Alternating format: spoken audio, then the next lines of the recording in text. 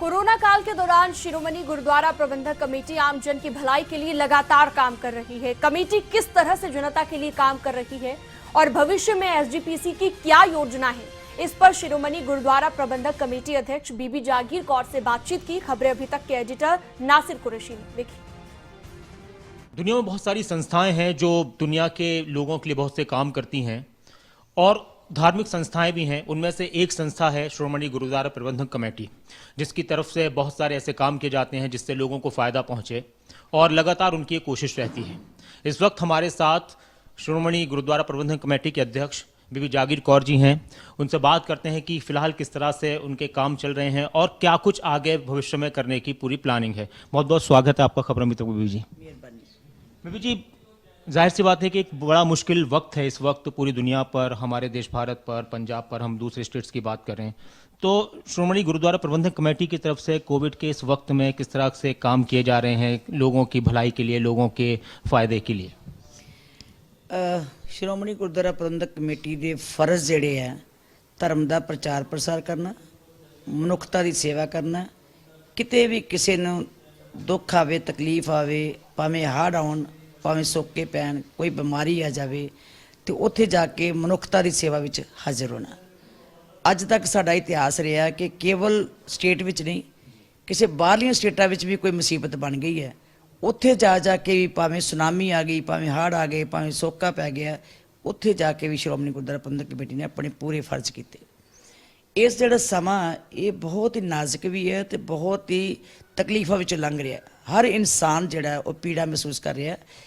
भावें दूजियां बीमारियां भी बहुत है, पर एक नामराद बीमारी जिहड़ी है, वायरस जिहड़ा आया कोविड-19, इहदे नाल सारे संसार के लोग हिल के रह गए।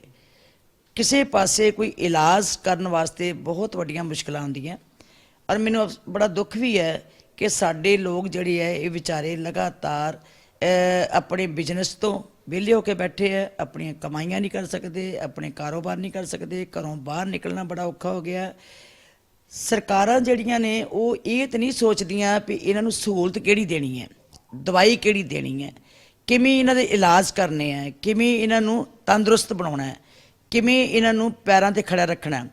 सगों कि उन्हां नूं अंदरां च वाड़ के उन्हां दे कारोबार जदों खत्म हो गए, वो कारोबार खत्म होने दे नाल रोजी रोटी खत्म हो गई तो अद्धा तो मनुख वैसे ही खत्म हो जाता है।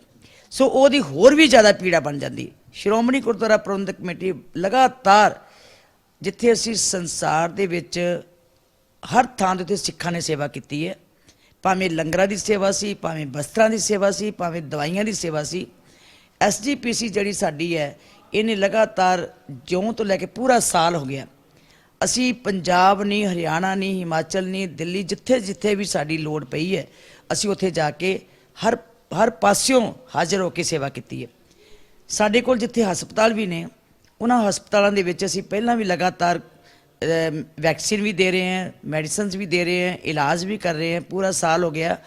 मेरा ख्याल है कि अज तो 10 दिन पहला रिकॉर्ड सी कि 900 कोविड का मरीज़ जिहड़ा सी वो साडे हॉस्पिटल च आया, श्री गुरु रामदास हॉस्पिटल श्री अमृतसर।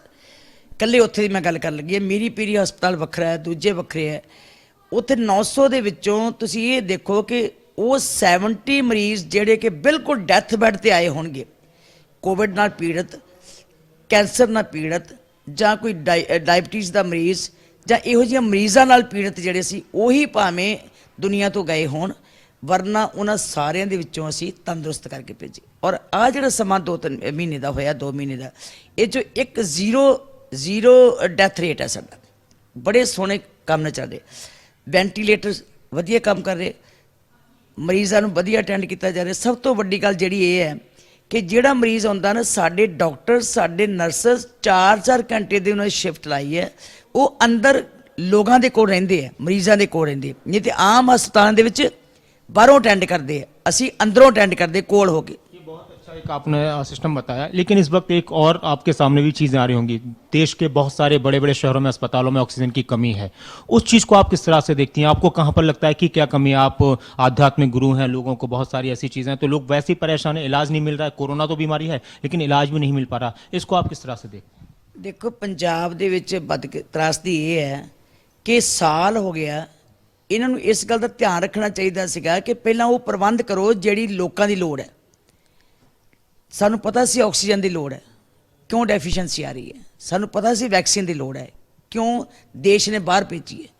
ਸਾਨੂੰ ਪਤਾ ਸੀ ਕਿ ਜੇ ਇਹ ਬਿਮਾਰੀ ਫੈਲ ਵੀ ਸਕਦੀ, ਸਭ ਨੂੰ ਪਤਾ ਸੀਗਾ ਕਿ ਦੁਬਾਰਾ ਵੀ ਫੈਲ ਸਕਦੀ ਹੈ, ਤੇ ਅਸੀਂ ਪ੍ਰਬੰਧ ਕਿਉਂ ਨਹੀਂ ਕੀਤੇ। ਸਾਨੂੰ ਪਹਿਲਾਂ ਲੋਕਾਂ ਨੂੰ ਸਿਕਿਉਰ ਕਰਨ ਵਾਸਤੇ ਮੈਡੀਸਿਨਸ ਦੀ ਲੋੜ ਸੀ, ਆਕਸੀਜਨ ਦੀ ਲੋੜ ਸੀ, ਵੈਕਸੀਨ ਦੀ ਲੋੜ ਸੀ। ਅੱਜ ਮੈਨੂੰ ਚੀਫ ਸੈਕਟਰੀ ਸਾਹਿਬ ਨੂੰ ਮੈਂ 2-3 ਵਾਰੀ ਫੋਨ ਕੀਤਾ ਔਰ ਮੇਰੀ ਮੀਟਿੰਗ ਹੋਈ ਉਹਨਾਂ ਨਾਲ ਬਕਾਇਦਾ ਟੈਲੀਫੋਨ ਦੇ ਉੱਤੇ ਅੱਧਾ ਘੰਟਾ।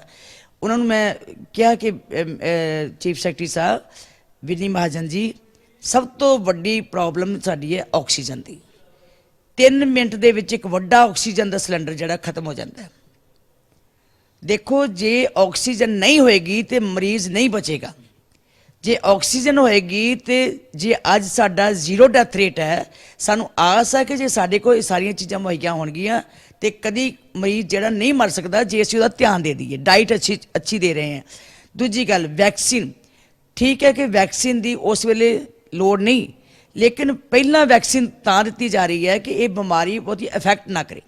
ਉਹਦੇ ਨਾਲ ਬੰਦਾ ਇਹ ਤਾਂ ਨਹੀਂ ਕਿ ਬਿਮਾਰੀ ਨਹੀਂ ਹੋਏਗੀ, ਲੇਕਿਨ ਇੰਨਾ ਹੈਗਾ ਕਿ ਬਿਮਾਰੀ ਜੇ ਆਵੇ ਵੀ ਤੇ ਬਹੁਤਾ ਇਫੈਕਟ ਨਹੀਂ ਕਰਦੀ, ਬੰਦਾ ਬਚਿਆ ਰਹਿੰਦਾ।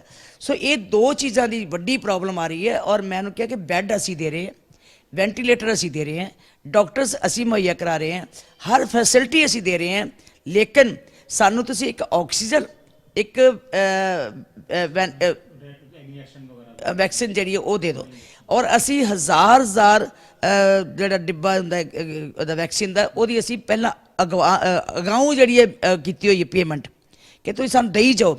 ਇਹੀ ਸਾਡੀ ਤਰਾਸਦੀ ਹੈ ਕਿ ਨਾ ਵੈਕਸੀਨ ਆ ਰਹੀ ਹੈ ਤੇ ਨਾ ਆਕਸੀਜਨ ਆ ਰਹੀ ਹੈ। ਸਾਡੇ ਲਈ ਪ੍ਰੋਬਲਮ ਹੈ, ਕਿਉਂਕਿ ਜਦੋਂ ਕੋਈ ਡੈਥ ਹੋਏਗੀ ਨਾ ਸਾਡੇ ਹਸਪਤਾਲ ਦਾ ਬਦਨਾਮ ਹੋਏਗਾ। ਜਦੋਂ ਉੱਥੇ ਨਹੀਂ ਮਿਲਦੀ, ਕਿਸੇ ਨੂੰ ਕੀ ਪਤਾ, ਉਹ ਦਰਵਾਜ਼ੇ ਤੋੜਦੇ ਆ ਕੇ, ਕਿਸੇ ਨੂੰ ਕੀ ਪਤਾ ਕਿ ਆਕਸੀਜਨ ਕਿੱਥੋਂ ਆਉਣੀ ਹੈ। ਅਸੀਂ ਪਲਾਂਟ ਵੀ ਲਾਇਆ ਹੋਇਆ, ਇਹ ਨਹੀਂ ਕੋਈ ਗੱਲ, ਅਸੀਂ ਪਲਾਂਟ ਲਾਇਆ, ਲੇਕਿਨ ਪਲਾਂਟ ਤੇ ਤਾਂ ਚੱਲੇਗੀ ਨਾ ਜੇ ਪਿੱਛੋਂ ਰਾ ਮਟੀਰੀਅਲ ਆਏਗਾ।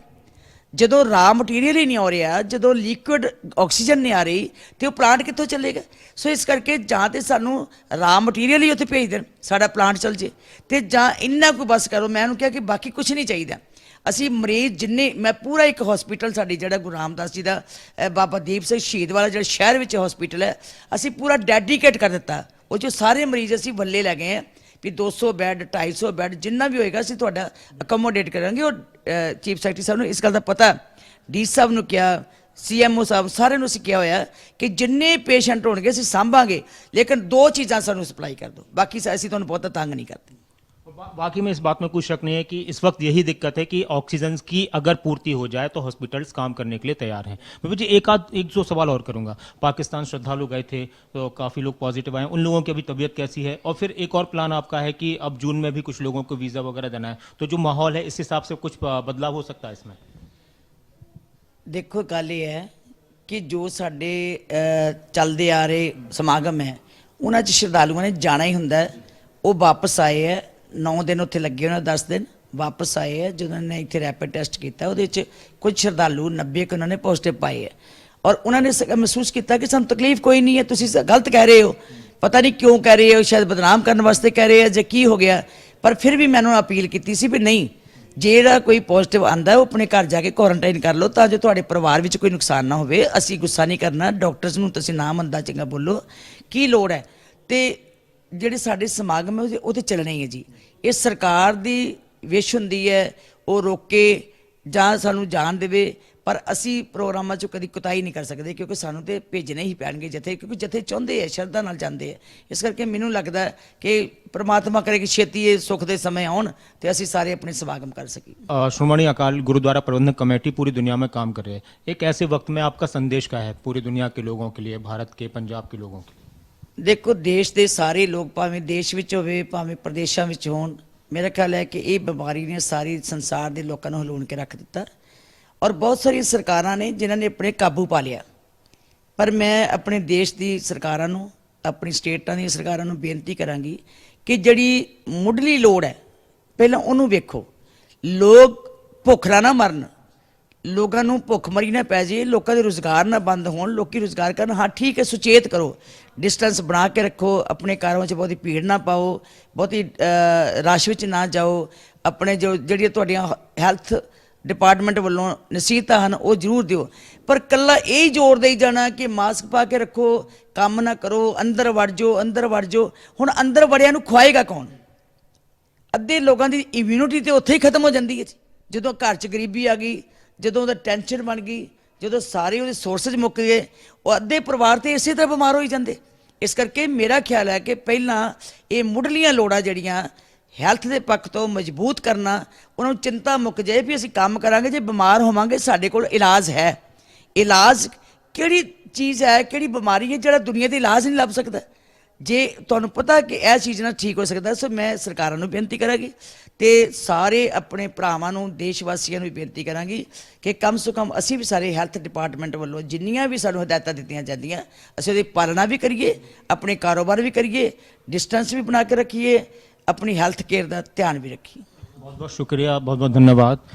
और सबसे बड़ी बात यहाँ पर यही बीबी जागीर कौर ने कही कि इस वक्त ज़रूरी है कि हॉस्पिटल्स में ऑक्सीजन की पूर्ति हो। जाहिर सी बात है कि कोरोना के दिशा निर्देशों का पालन करना है, लेकिन उसके साथ ही इंतजामात लोगों के लिए होने चाहिए जो इस वक्त खाने पीने की बातें हैं या उनके कारोबार को लेकर हैं। श्रोमणी गुरुद्वारा प्रबंधक कमेटी जिस तरह से लगातार काम कर रही है देश के लोगों के लिए, दुनिया भर में, उनका कहना है कि उनकी तरफ से लगातार उस तरह की मदद हमेशा से मिलती रहती है और वो काम करते रहेंगे। अपने कैमरा पर्सन जसवीर के साथ मैं नासिर कुरैशी, खबरें अभी तक के लिए। अगर आपको हमारा ये वीडियो पसंद आया हो तो पेज को लाइक और शेयर करें और इसी तरह की हर वीडियो सबसे पहले पाने के लिए चैनल को सब्सक्राइब करें।